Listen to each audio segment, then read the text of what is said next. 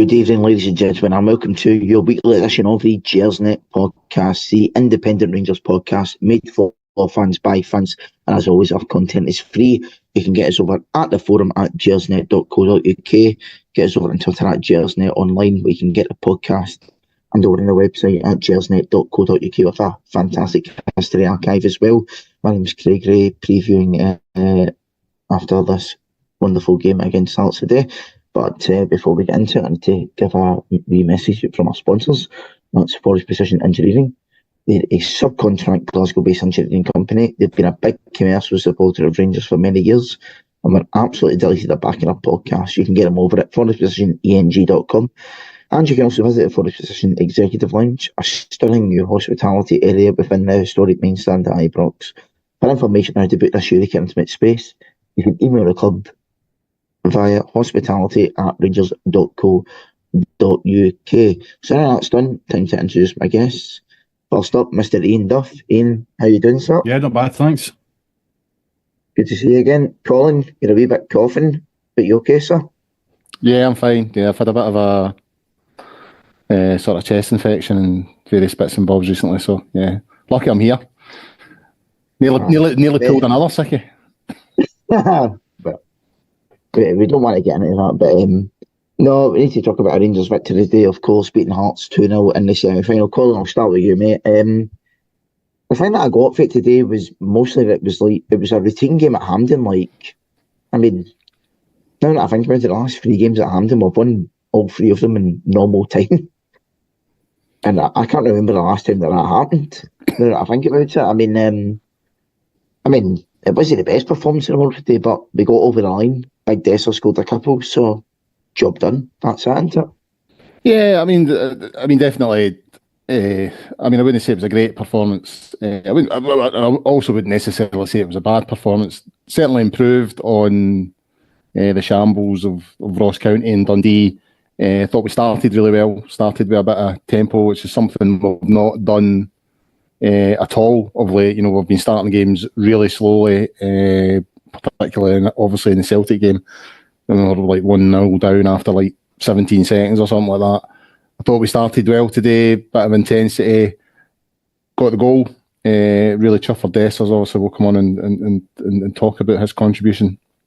But looked good. I thought when Sima went off, we kind of lost our way a wee bit. And that's, I'm not sort of having, I'm not trying to be derogatory to McCausland to replace them.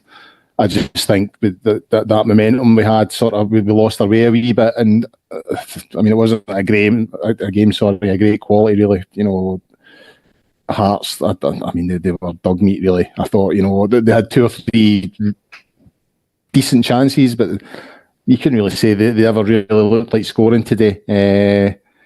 But between the first goal and the second goal, I think we lost our way. Once we got the second goal, we maybe could have had. Dessers could have had another 2 or 3 after that. You know what I mean? So I don't think anyone could say Rangers didn't deserve to win the day. It's another final. The semi-finals are becoming a bit routine now, as you say. That's a few now that we've won. There was a phase there, particularly under Steven Gerrard, when we were losing these quite regularly, the semi-finals. So it's another final opportunity to retain the Scottish Cup. So a good day all round, really. But I'm still smarting a wee bit from the last 2 games. The Ross County and Dundee games have scunnered me a wee bit, to be honest with you. But, road to recovery starts today.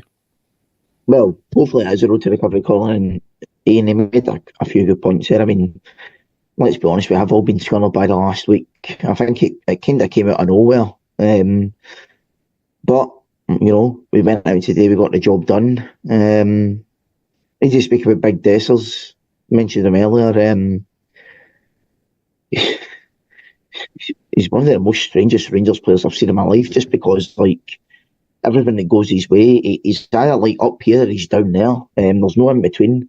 But he done his job to get a couple. But as Colin said, he could have got a hat-trick as well. So what do you make of Dessers' performance today?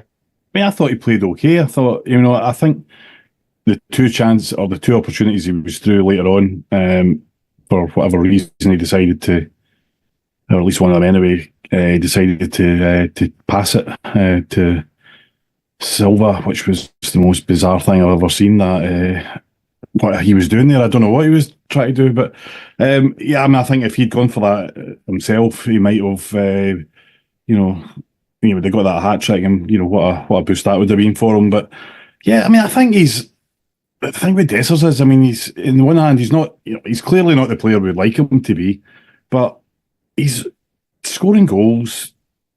Not, you wouldn't rely on him to score, I have to say. If he was clean through 1-1 against the keeper 9 times out of 10, I think we'd probably all say he's going to miss this. But, he's still getting the back of the net. I thought his 2 goals today were really pretty well taken. First one in particular, but the second one as well, I thought it was a good goal.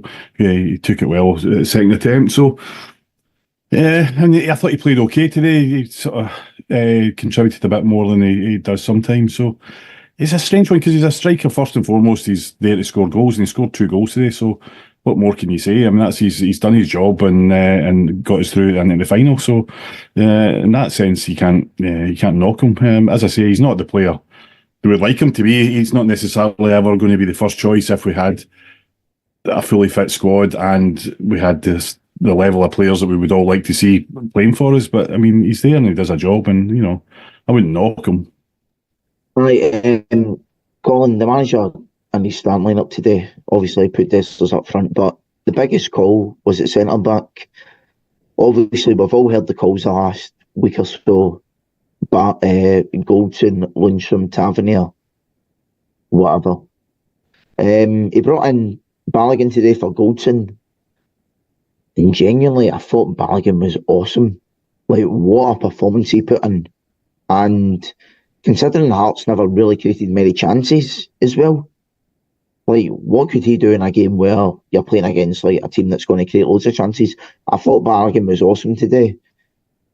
See, to be honest, I think the gaffer's got a decision to make in the next few games, and I think it could be Balogun and Suter for the next wee while. What do you think?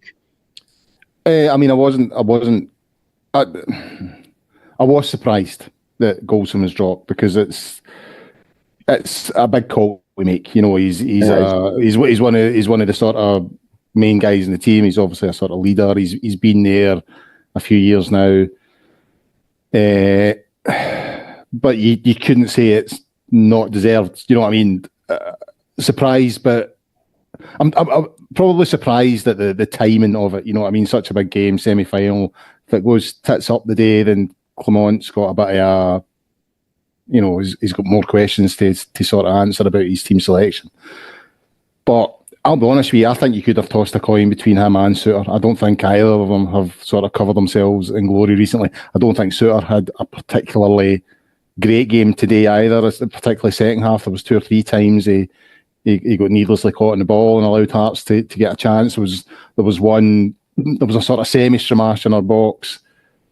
He's received it. He's got time to sort of pick a pass and just passes it straight to a Hearts boy, sort of just outside 18-yard box. So I think you could have tossed a coin between Suter and Goldson in terms of who was getting dropped.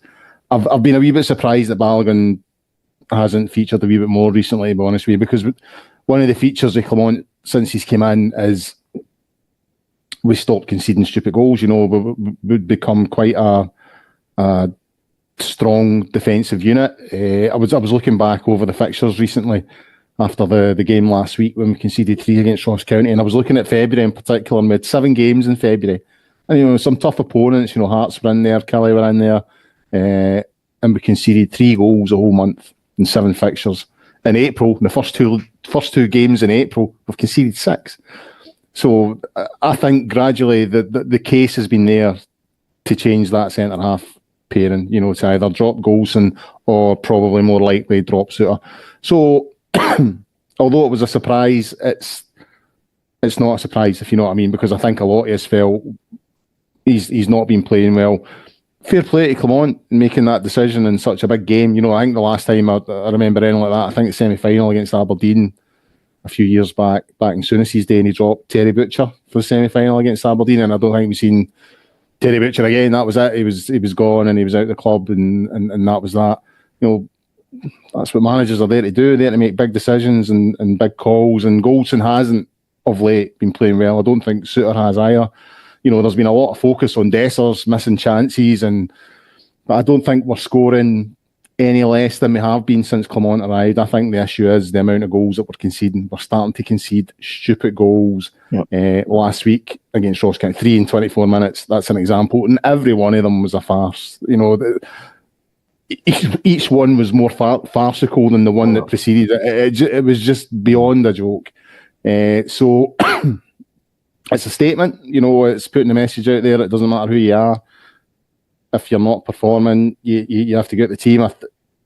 We've got the result today, so Clement can face Connor Golson tomorrow with a clean conscience and say he made the right decision, because not only did we win, we didn't concede. And his replacement, I agree with you. I thought Balogun strolled through the game today. I thought he was excellent. So it was a big decision to make it at this stage of the season when we're in a sort of title race and playing in a semi-final. Big call to make, but you would have to say, based on the evidence of today, he's got it right, and hopefully it gives Golson the jolt that he needs. I think the thing is that he had to do something. The last 3 games, or the last 2 games certainly, but I mean, arguably the last 3 games have shown that he needed to do something. He had to make a statement, as Colin says, and it had to be something pretty major. And he's, to be fair, as you say, he's quite a brave decision in a semi-final to drop a guy who has been a mainstay for the last 5 seasons or whatever it is a big call, and he'll still have to manage that regardless of the result today. He'll still have to manage that for the next week or however long it is. I mean, I don't know how Golson will react to it. Let's hope it's positive, but he might not. So it was a big call to make, and especially putting Balogun in, who's barely kicked a ball for this year, and he's barely played all season. So it was a big shout bringing him in, but it worked, and Hearts weren't great anyway. But you could argue that was because we stopped them from doing what they want to do, maybe. So. But I think he really was in a position that he had to do. He had to make a big change to the team. I don't think it had the dramatic effect maybe he'd hoped it would have had. We started off well, but I think again, the injury early on to Seema probably sort of knocked us out of stride a bit. But I think he had to do something, and he did do something. And that instead of just sort of repeating the same mistakes, he's taking a chance, and it's paid off. Aye, well, Ian, I'll stick with you on that one. You're talking about the manager doing something, whatever. I mean, he's made a few statements this season. I mean, I think the first statement was the Limassol game at Ibrox, where he took Cantwell off at half time. Mm-hmm. He went, "No, you're not doing it for me. Whatever, fine, you're dropped."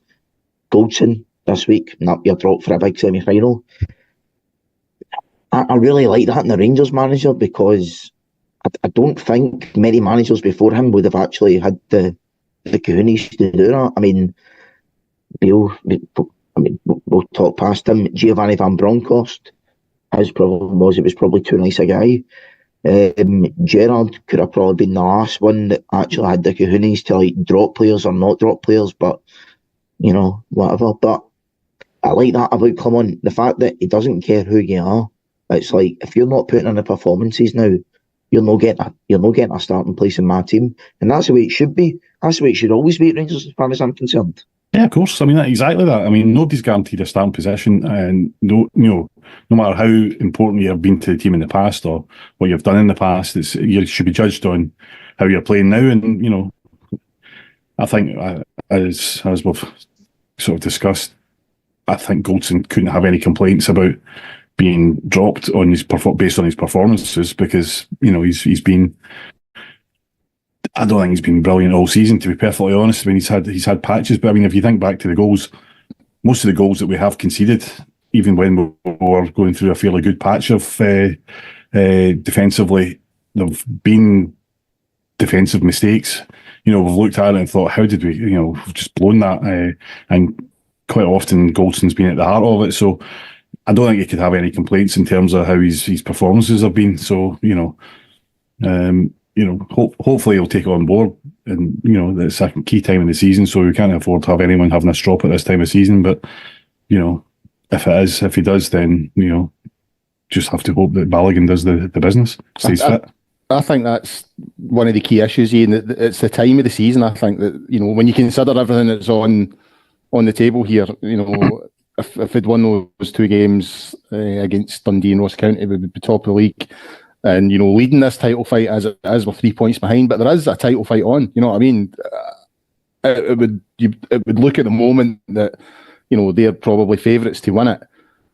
But it's there. It's there, and we've not been in this position for a while. So to make that call today, with 5-6 games to go, with so much at stake, I think it's a really, really big call. And hopefully, as you say, he's going to have to manage this, and it'll be interesting to see Golson's reaction, whether he takes it as I need to improve my levels and improve my performances, or if he spits the dummy. And if he spits, that's my fear. And that was my fear when I seen the team today.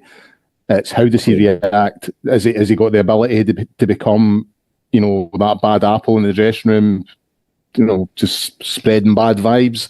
Or does he react in a good way and, improve his level of performance and try and get back in the team? So that's my fear, doing it at this stage in the season. And I'm not criticising Clement for it, because as we all agree, he had to do something.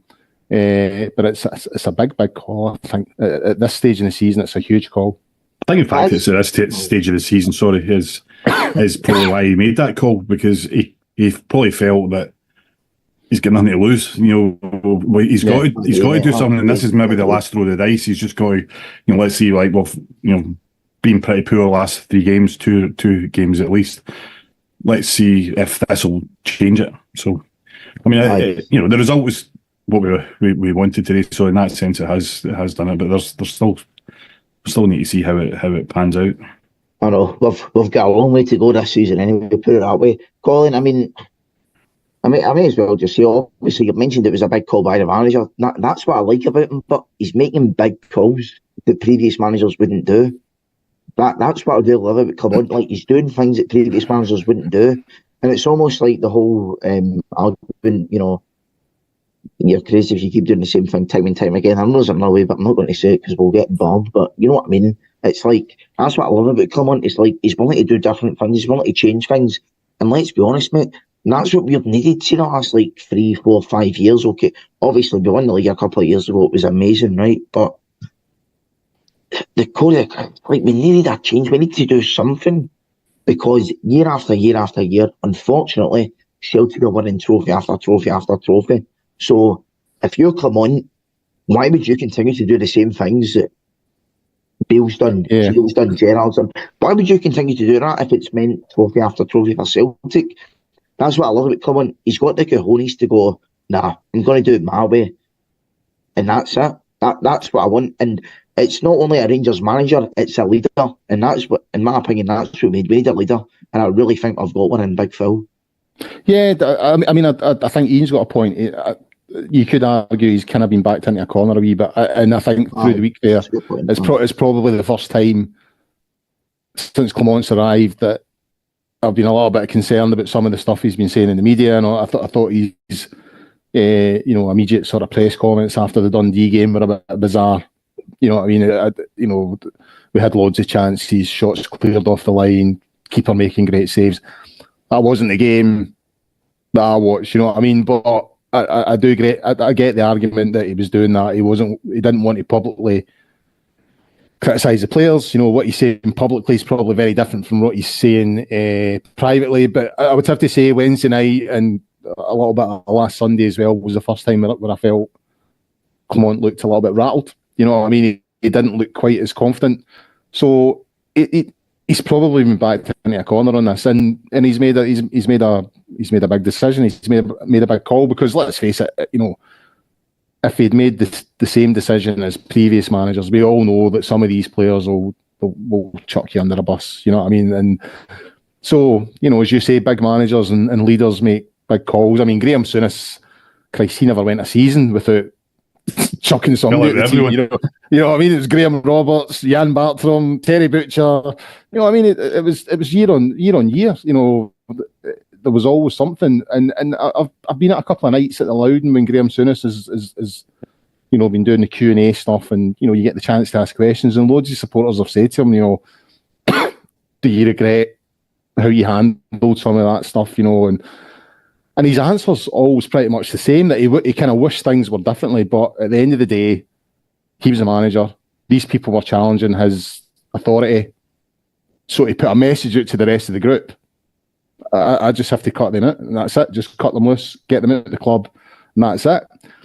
I thought Souness was maybe a wee bit overly ruthless, to be honest with you. But when you listen to him explaining it, and when you consider how young he was, he's like mid-30s or something like that, you can kind of understand why he made those decisions. So I can understand why Clement's made that decision today. The timing of it is what surprises me, given the possible implications, if Goldson doesn't react well to it. And, I don't know the dynamic of that dressing room. Is it cliquey? Is it united? Is it together or whatever? But if it's cliquey and Goldson's part of a clique, and he gets all his pals on side, then it could create an issue. You know what I mean? So, but at the end of the day, he's laid down a message to that group.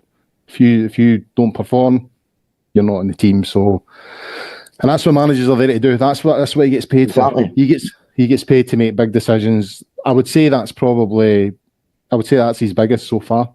You know what I mean? And looking back, it's worked. I wish someone had maybe been a wee bit more like that with Morelos sooner. You know what I mean? Because I thought Morelos got away with murder at times. And I just think if someone had just been a bit firmer earlier, things might have been a wee bit different. I don't know, but yeah, it's a big call. As it stands at the moment, it's the right one because we're in the final and we go into next Saturday and see what it takes us. We'll see what the teams. I mean, everyone will be looking at the team selection next week to see whether Goldson's in there or not. If he's in there, you would assume he's reacted well and performed well in training. But if Goldson's in there, then I would suggest Souttar's out of the team because I think Balogun done enough today to keep his place in the team at the moment. Aye, well, Balogun should be there next week, but I mean, personally, I think it should be the same centre backs today as next week anyway. I think if Goldson's in next week, to be quite honest, it's maybe Goldson, Tav, etc., the leadership group in inverted commas tune the manager's ear. At the end of the day, you've got a winning formula there. It's paying off, so keep going with it. Iain, it's a wee bit off script, but I mean, obviously, the whole Rangers Twitter, the Rangers support have been talking about this leadership group like last week. And it feels really sad because they've all done great things for Rangers. Like, I'm not going to sit here and say Dav's been this, Goldson's been this, Lundstrom's been this. Like, they've all been great players for Rangers, but at the same time, managers have got to make a decision. Personally, I think for at least two of them, their time's up. That's just my personal opinion. I'll just put the floor to you. And what's your thoughts in this leadership group? To be honest, none of us really know what's going on behind the scenes, do we? So it's hard to really speculate on it. I mean, I've said, I said this on here towards the start of the season that I felt that we should have broken up this team sooner. I think that, we were looking at the defence at one point where it was Barisic, Tav, Goldson and Balogun were the four at the back this season. I mean, we could have looked back at any point over the last 4 years, basically, and that could have been the same defence. And I just felt in terms of everything, dynamic and all the rest of it, that it was time to change it. And the danger with not changing it sooner is that when you do, and it becomes a much bigger issue. So I don't know. I don't know anything about leadership groups or whatever. When you're looking at the senior players and you expect them to be the ones that are vocal and vociferous and putting the players' point of view to the manager, and there's nothing wrong with that at all. I mean, the problem is if they feel that they've got more power than the manager has, and they can make decisions that override what the manager's doing. In some clubs that's happened, and I'm sure at Rangers it's happened over the years as well. I don't see Clement being that kind of person who would tolerate that, to be perfectly honest. So I think if that was happening, then he would make it clear that it wasn't going to happen, and if it did, then if it continued, then I think he would impose his authority in some way or another, whether that be dropping a player, for instance, which he did today. Perhaps maybe that's linked to it. But I'm just speculating because I have no idea whatsoever what's going on behind. I don't know whether Tav and Goldson. I actually used to get the impression that just looking at it from the outside, that they didn't really get on that well. I don't know why I got that impression, but I always sort of felt that. But they're like best pals. They're best pals. Right. I don't know. A couple of weeks ago in Glasgow, they're best pals. That might be. I mean, that's probably true, but I just don't know. I always used to get the impression that Goldson sort of felt that he should be the captain and not Tavernier, and there was a sort of always seemed a bit of a tension between them. I always felt that, especially. I think I'm thinking back to just the tail end of Gerrard's reign. I think that sort of time it felt a bit weird between them. But anyway, that's I have no idea, to be perfectly honest. So I don't know. I think people will speculate, but. It's an interesting point, but you raised, Ian. I mean, do we know if Goldson's maybe overstepping his mark? I don't know. I'm just saying that for emphasis sake. Colin, I'll ask the same question to you, mate. I mean, we need to talk about this leadership group. Obviously, you've mentioned earlier, it was a big call by the gaffer to drop Goldson today. Well, he would say he never dropped Goldson. Goldson had a bug or whatever it was. That's what I love about the gaffer. It's like, see, whenever he drops a player, they're never dropped. They've always got something wrong with them or whatever. Do you know what? That's perfect. That is exactly the way a Rangers manager should act in public. I don't think that's limited to a Rangers manager. I just think that comes down to leadership and management. And I've always felt, even in my own line of work, either dealing with managers who are managing me or people that I've had to manage in the past, I always feel that people should be treated with respect and, treat them with dignity and all that kind of stuff. Yeah.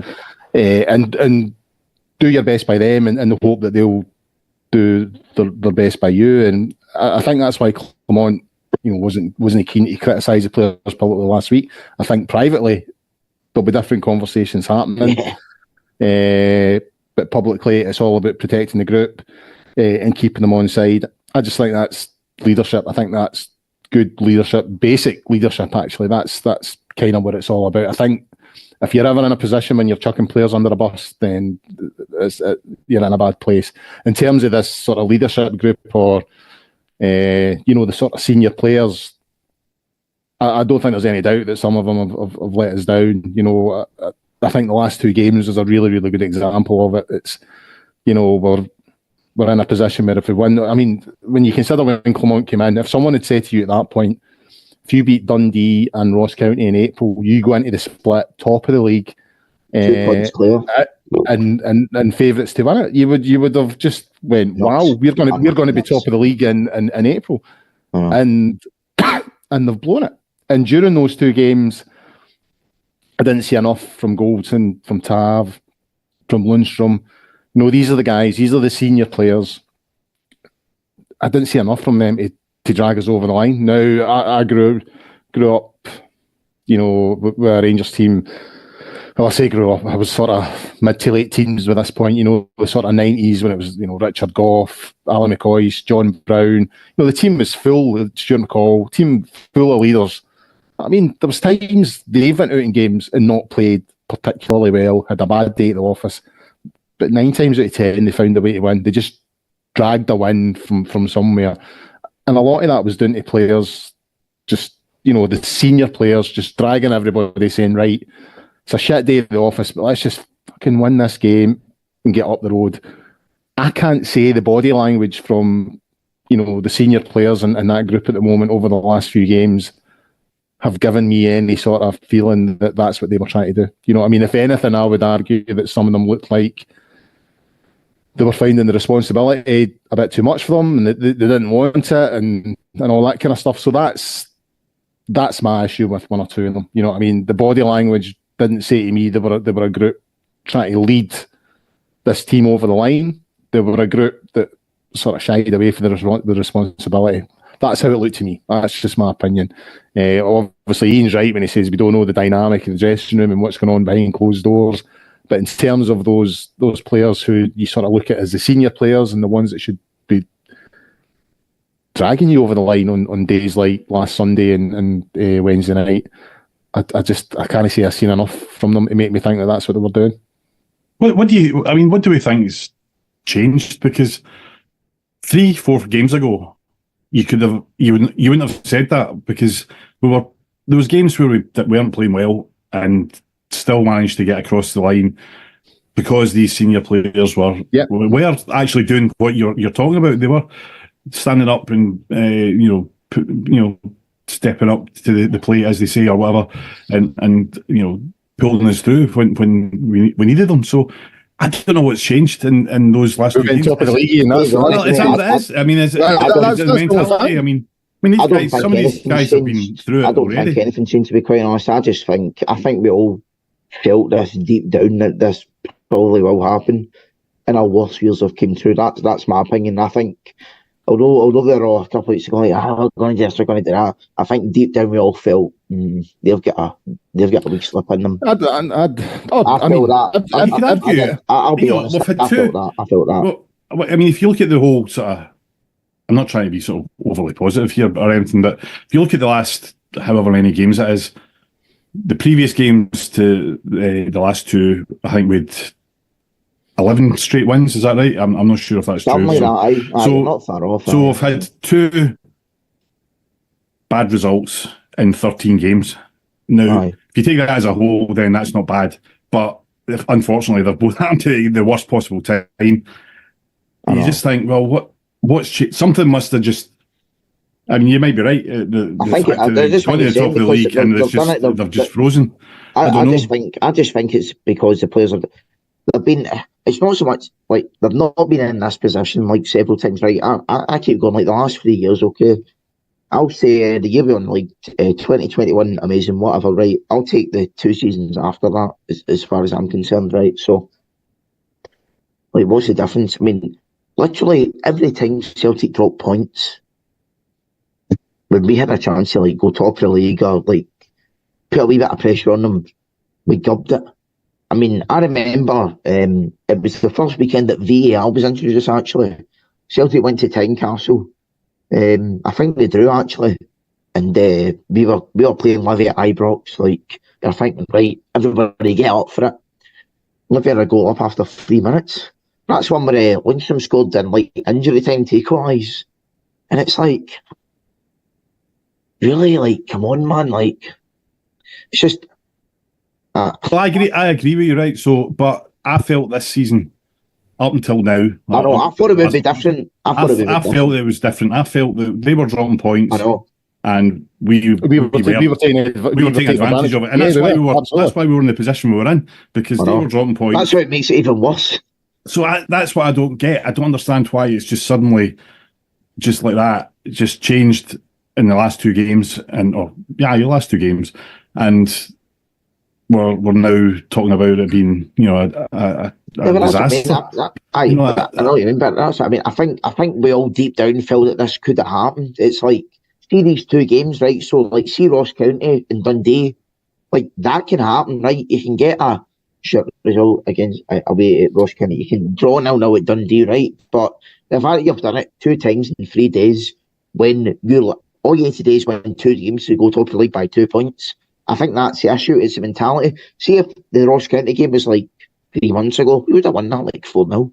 See, if the Dundee game was like 2 months ago, we would have won that 1 or 2-0. It's like, I personally think it's a mentality issue. I mean, we've been proven wrong / right so many times, and I feel really bad saying it, because like, these players they've given us so many great moments. They've given us 55, they've given us going to Seville and all that, and it's like, just bloody pushes one more time. It feels so bad, but I've said it before in this pod as well. I felt this group of players, in terms of like Rangers' history and all that, I felt they've got a place in our history.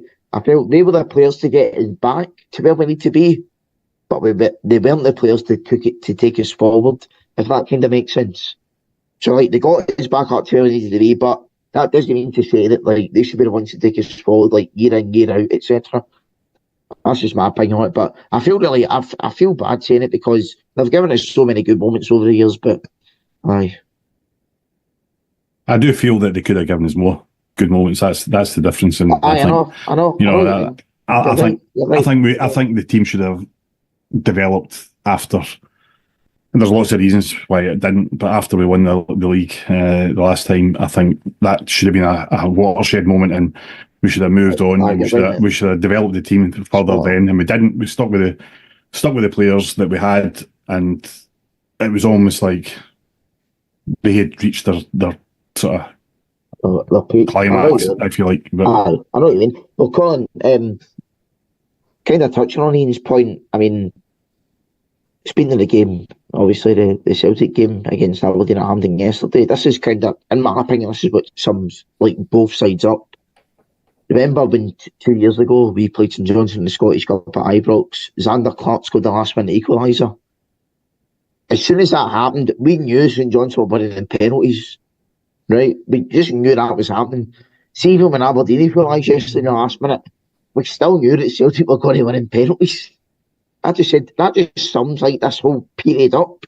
It's like it's hard to like put your finger on it because you don't know what it is, but it's like you just know that you're going to win something, you're going to lose something. It's like I think that's the difference between the teams. To be quite honest, it's like yeah, but part of that's based on. I think part of it's based on what's happened over the last 10 years. So in 2012, we lost a squad that had won 3 consecutive league titles.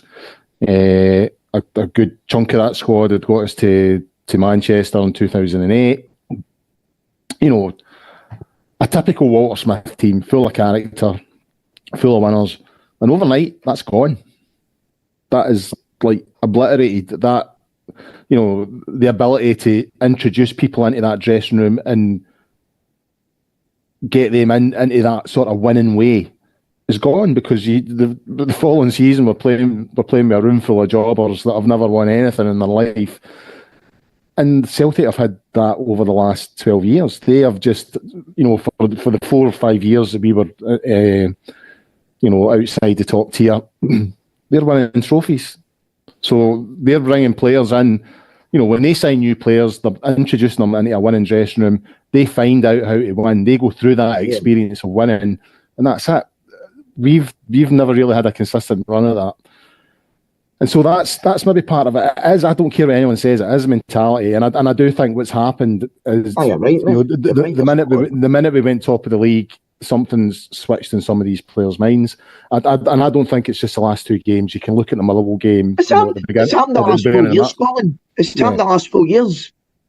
So I'm talking about this season, though. You know what I mean? This season, what's changed is, I mean, we went top of the league in February, didn't we? Aye, something like that. And then we lost to Motherwell, and we got a 3-1 then because they went to Tynecastle the following day and lost at Tynecastle.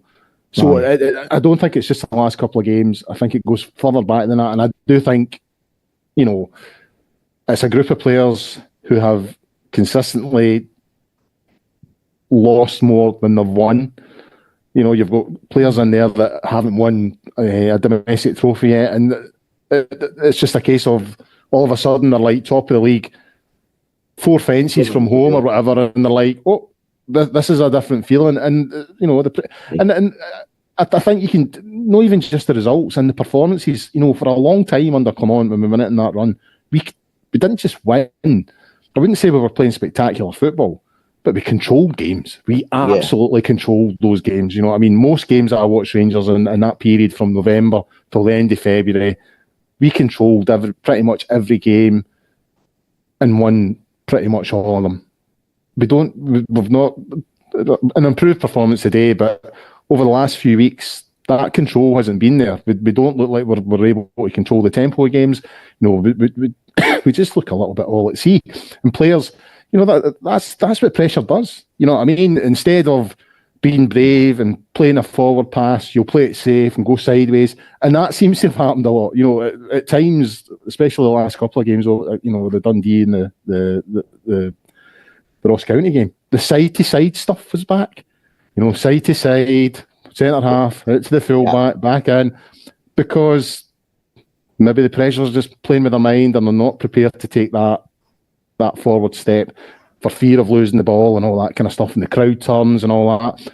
That's the pressure that comes with, being in a league where there's only 2 teams that can realistically win it, and those 2 teams fucking hate one another. The supporters hate one another. It's just pressure, and they have players that have lived and dealt with that pressure, and we don't. You know what I mean? We've had to rebuild that squad over the last sort of 10 years, and maybe just now it's kicking in. You know what I mean? It's players that have consistently one less than they've won, so to speak. They've not won enough trophies over the last year to have that experience just to get them over the line. And I think that's why they've done so well in Europe, because there's not much expectation. No pressure. They're good players. They are, a good group of players who can play at that level. They've went into pretty much every game in these European runs as the underdogs, especially once they've got out the group stages. It's like they're the underdogs, so they're free to play. And that's you can see that in some of the performances and the results, and the fact that we got to the final a couple of years ago. Domestically, it's different. You know what I mean? There's pressure. And that messes with players' heads and makes them play it safe rather than taking a chance. And I think that's maybe what we're watching at the moment. Yep. Just before we move on then, ladies and gentlemen, need to give you another shout out from our sponsors, Football Prizes. They are a company who specialise in football competitions. You can get them over at their website at footballprizes.co.uk. Their latest prize is a Rangers signed Legends multi-shirt, signed by Rangers legends Paul Gascoigne, Richard Gough, Graham Souness, and there's a few instant win prizes as well. All entries are £3.95. There's 199 tickets, and the competition closes this Thursday, the 25th of April at 7:30. That's a good competition, I actually myself. Iain, we've been. This is the thing, right? I mean, we've just beat Hearts at Hampden, as I said earlier, routine win at Hampden. Let's try and be positive. Mohamed Diamande, I thought he was awesome today. Obviously, we need to sign him in the summer, but we've got legal obligation to sign him in the summer. I thought he was great, mate. What's your opinion on Diamande? How far do you think he can go? Yeah, I think he's shown right from the outset. He's got a good player, and he needs good players around him playing well. I think so. He develops into what hopefully he'll become. He's maybe not the guy you would put in there as your sort of fulcrum of your team at this stage, but I mean, he was good. He was really good today. He's got a lot of energy. He gets up and down the park, and he's not scored. Well, he scored at the start, didn't he? His first game or something like that. But he's not. A couple of crackers. The only 2 goals he scored are pure crackers. But I mean, so he's getting up there, and he's attacking as well. So I don't think anybody would argue he's a really good player. Now, hopefully, for a couple of seasons he'll be put a stronghold of our midfield. As long as I don't know who's going to be playing alongside him, whether Lundstrom will be there or not. It looks like he's probably not going to be next season, but it looks of things. So we need somebody to fill that gap alongside him. I don't know who that will be yet, but Ryan Jack. I mean, sorry. I mean, that kind of sums up the problem, though, doesn't it? Because I mean, Ryan Jack is, obviously injury prone. He's out more often than he's in, and that's been the story of the season, hasn't it? The story of his Rangers career. Well, it's been overall, though, with the whole team. That's been the story of our season. Is injuries have just, been. I've never known a season like it, really, for consistent injuries that just seem to keep players out. There's like Sima today. He's back for 2-3 games or whatever it is, and then he's off after 15 minutes, and who knows? That could be him out for forever, for as far as we're concerned. So that could be positivity. He's out forever. Well, forever. In fact, once he's left Rangers, it doesn't bother me what he does. I couldn't care less if he's injured for the rest of his career. But I mean, at this stage, that's the last thing we need. Really, is more injuries. At this time, he was, as I said, with Sima, I think mean, it was early in the game, obviously, but as soon as he went off, it changed the whole sort of dynamic of the game. I thought, and he's got the pace and strength that McCausland doesn't have. He's a different kind of player, and what we were doing worked much better at that stage than it did when McCausland came on. But Diamondi for definite. Yeah, I would definitely want to see him flourish next season. Aye, Colin, I'll kind of touch on the midfield then. If it was up to you, if you're the gaffer, if you're Big Phil, if you've got a baldy head, who's your midfield three? I mean, excuse me, there's obviously going to be a lot of changes in the summer, so that's hard to say. I mean, I think you could say, I mean, Ryan Jack's not going to be there next season, is he? Or he certainly shouldn't be. I would be very surprised if Lundstrom's there. There's going to be a lot of changes. Borna will be away, Roof will be away. Just off the top of your head, you can think of 5 or 6 players that are not going to be there next season. So, there's $100,000 a week saved.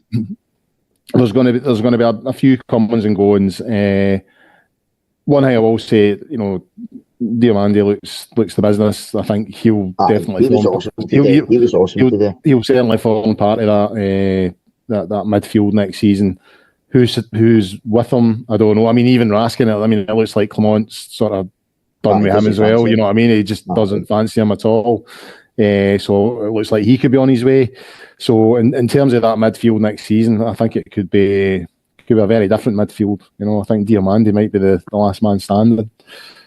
The thing is, you hope that there's a plan. That's I don't mind if all these players leave if we've got a plan to replace them, and that's what it's going to come down to, isn't it? I mean, I don't know. You'd hope that they're planning in advance. I haven't heard an awful lot of sort of chatter about who might be looking at next season, but at this stage, you just hope that they've got a plan, they've got a list of players, they know who they want, they know what kind of players they want. They're not just going to sign guys just for the sake of it because they're available or because they're pals with their agent or something like that. They've got a strategy of some sort in place, hopefully, to replace these players that are going, and in a lot of ways that would be a good thing. The team needs freshening up clearly, and we need to get rid of the deadwood or the players who have run their race, and we just need to look to the future after this season's finished. But at the same time, we need to get this season over the line first. Absolutely, and we may as well finish on the last game of the season, regardless of what happens in the league. 26th of May. Old Firm Scottish Cup final. Colin, the last time there was an Old Firm Scottish Cup final was it's all right. It was all right when Neil McCann put in a wee cross for Peter Lovencrantz. Yeah. Tell us your memories of that game. Boost us up. Tell us your memories of that game and how we're going to do it again on the 26th of May. I was at that game. I think there's only been 4 Old Firm Cup finals, Scottish Cup finals in my lifetime. 73. It's mad. 73, 80, 89, and 2003. Is it 2003? I can't even believe that's true. That's unbelievable. I know. Apparently, there's only been 15, and the whole history. I could have honestly said there's been about 3 in the last decade. To be honest, I don't know why. I know. Think about it. Obviously not. But I mean, yeah, I can't believe that was the last one. To be honest. And I was there that day. I was there, and we deserved it that day. We deserved to win that day. Celtic were 1-0 up, then it was 1 each, 2-1. The moment of the game, I know what comes into Lovencrantz. But Ferguson's free kick was to start, but that was the moment of the game for me. And the thing was, when we got the free kick, I was in is it the south stand that's on the side where the tunnel is? That's the south stand, so I was in the lower of the south stand, sort of in line with the 18-yard box. And I said to my mate, there's no point in getting a free kick. We've not got anybody that can take one. You know what I mean? And wee Barry just came up and went pump of that. I was at the final in '89 as well when we got beat. We were cheated at it. Roy Aiken stole a throw in that was ours. And then Gary Stevens fluffed a pass back and Joe Miller scored. I was there that day as well. But thanks to my Gers, I'll not be there this year. So there we go. We're not even going to start in my Gers. Iain, The last Scottish Cup Ulster final, if you could, sir, give us your memories of that one if you can. Yeah, I was right behind the goal for Fergie's free kick and the diving header as well. I would say it's up there. I don't know if it's my favourite game of all time, but definitely up in the top 3 or 4, I would say, of Rangers games ever. It was just because of it was a great game actually. You know, for the neutral, if you want to. I don't give a fuss about the neutral, but I mean, it was a good game. But you know, when we were losing, and I thought, I can't see this again. You know, because it's still at that point where, you know, they'd just been getting the upper hand when Advocate had been there and things had gone a bit sour after that, and you know, we were still sort of trying to come back, and you know that, you know, like Colin said, we totally deserved it, outplayed them most of the game, and it was actually a bit of an injustice that they were ahead at that point. So when he scored that goal, but that 11 France free kick header was, I would say one of my best ever Rangers supporting moments, definitely, when I hit the net. And it was, you know, just such a, you know, bit of a cliche, but just such an outpouring. You know, it was like limbs everywhere. You know, you know, when you see the footage now, you know, I still watch it and see if I can see myself, but I obviously can't. It was an important one as well because, and it might be something that's similar to this season. Treble the next year. Yeah, so exactly. I mean, it was obviously McLeish would won the League Cup against Ayr United. I was there that day as well, and then, you know, Celtic obviously won the league that year, and then we've won the Scottish Cup. So he won the 2 cups, you know, McLeish. So it gave him that foundation. There's a lot of comparisons you could make with this season, isn't there? Yeah, I mean, sorry, on you go.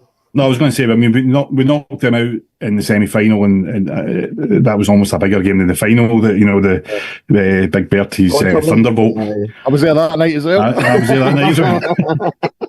And, that was a good night, yeah. And that was just a turning point, you know, because at that point they were getting the better of us all the time, and you know, it was just get winning that game, knocking them out, and get to the final. We were, you know, not guaranteed to win it, but we felt it guaranteed to win it. And then getting the cup fight, because they'd won the league already by the time McLeish started. So you could argue similarly that they were, you know, we would have thought they were out of sight of this season. Difference is that we were we've hung in and actually, you know, done better than maybe people expected this time. But, you know, if it ends up that we win the 2 cups and they win the league, I'm not going to be happy, but it gives that foundation for next season, you'd hope, doesn't it? Well, you would have taken that in late October, so. No, you would have grabbed it. Aye, the only issue with not winning the league this season is, you know, it's going to be the final season where we get direct access to the Champions League. You know what I mean? And so the 3 years when that's been available, down to us and our performances. Exactly, that's the annoying thing about it. Managed to take advantage of it, you know what I mean? But that's the only thing if we don't win the league this season. But, you know, you would hope if we were to win the 2 cups, if it was a sort of, you know, another sort of McLeish scenario where Big Phil comes in, wins the 2 cups, as you say, it gives him that foundation. He knows then we can beat them if he recruits well in the summer. Then we might be in a better position next season. Who knows? Well, exactly, mate. But I mean, McLeish won a treble in his second season. You never know what Big Phil could do in the next couple of months, the next few weeks. You never know. But I think we'll wrap up there, guys. It was an absolute pleasure to be joined by you tonight at home, ladies and gentlemen. All I have to do tonight is thank our guest, Iain. Thanks for coming on, mate. Oh, you're welcome. Thank you. Colin, thanks again for coming on, pal. Thank you. Have a good night, guys. You can get us over on YouTube if you're watching there now. You can rewind back to the start if you want to hear us ramble on. You can get us on all your usual podcast platforms as well from tomorrow on Spotify, Apple Podcasts, etc., etc. But all it's left to do for me now is thank you, guys. Have a good night.